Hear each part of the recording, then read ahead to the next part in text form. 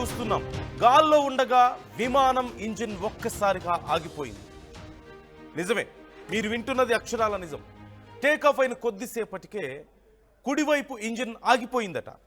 Engine oil pressure జీరోకి పడిపోవడంతో ఈ సమస్య తలెత్తినట్లుగా తెలుస్తోంది.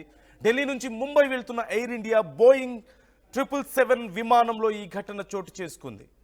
ఇంజిన్ ఆగిపోవడంతో పైలట్లు అప్రమత్తమయ్యారు. విమానం ఢిల్లీ ఎయిర్పోర్ట్లో ఎమర్జెన్సీ ల్యాండింగ్ చేశారు. విమానంలో 175 మంది ప్రయాణికులు ఆ సమయంలో ఉన్నట్లుగా తెలుస్తోంది.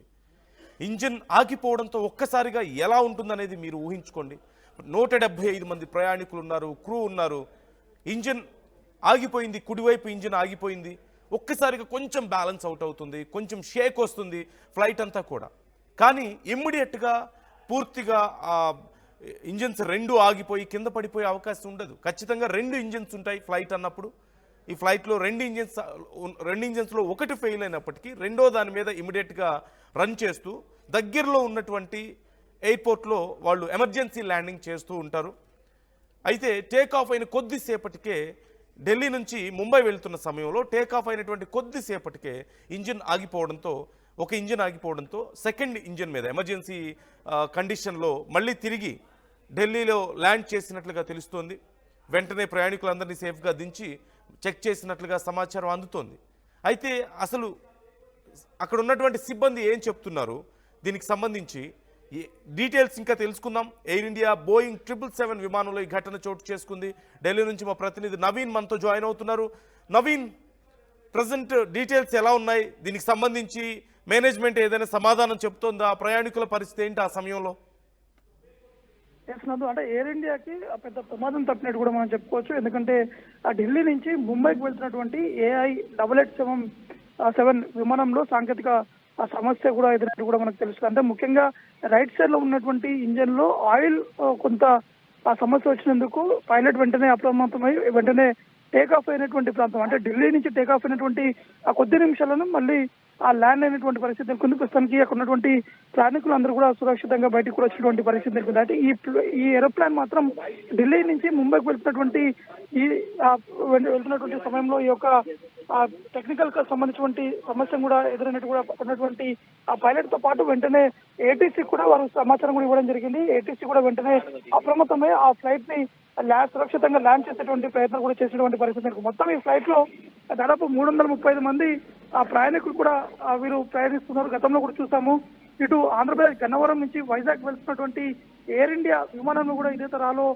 సమస్య కూడా తలెత్తినటువంటి పరిస్థితి నెలకొంది. కాబట్టి ఈ రోజు ఎయిర్ ఇండియా సంబంధించినటువంటి AI 777 ని వెంటనే ల్యాండ్ చేయడం, వెంటనే అక్కడ ఉన్నటువంటి టెక్నికల్ సిబ్బంది అంతా కూడా ఆ ఎయిర్ ఇండియా ఫ్లైట్ ని కూడా పూర్తి స్థాయిలో తనిఖీలు కూడా చేశారు. అక్కడ ఉన్నటువంటి టెక్నికల్ సమస్యను కూడా గుర్తించారు. వెంటనే ఆయిల్ సంబంధించినటువంటి లీకేజ్ కావచ్చు, రైట్ సైడ్ ఇంజన్ లో ఆ ఆయిల్ కొంత ఫిల్టరింగ్ సమస్య ఉండడం వల్లనే ఈ యొక్క సమస్య కూడా తలెత్తినట్టు కూడా అధికారులు చెప్పడం జరుగుతుంది.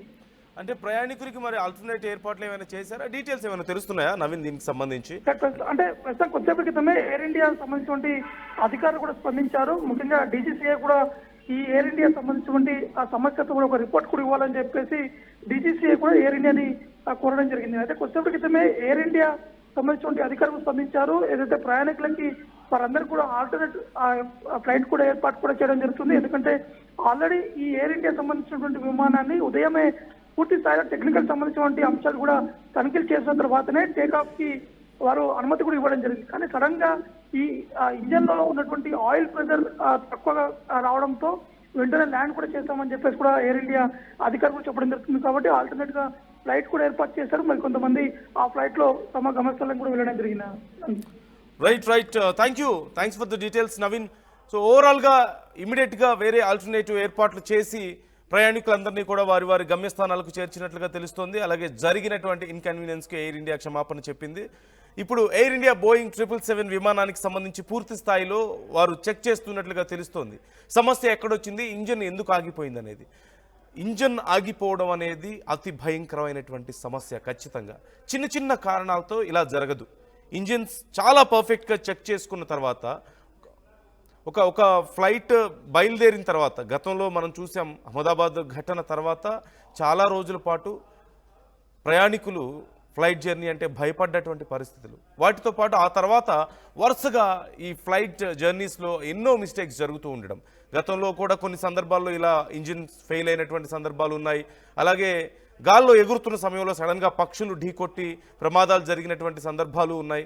కొన్ని అలాగే ఈ ఇంజిన్స్ సైడ్ రెక్కలకు ఉన్నటువంటి ఈ జాయింట్స్ కొంచెం వీక్ అవ్వడం, అక్కడ షేక్ రావడం, వాటిని ప్లాస్టర్స్తో అంటించి రన్ చేస్తున్నారంటూ ప్రయాణికులు కొన్ని వీడియోస్ తీసి పెట్టడం, ఇలా ఎన్నో సమస్యలు ఎయిర్వేస్కి సంబంధించి ఎన్నో సమస్యలు మనం చూస్తూనే ఉన్నాం.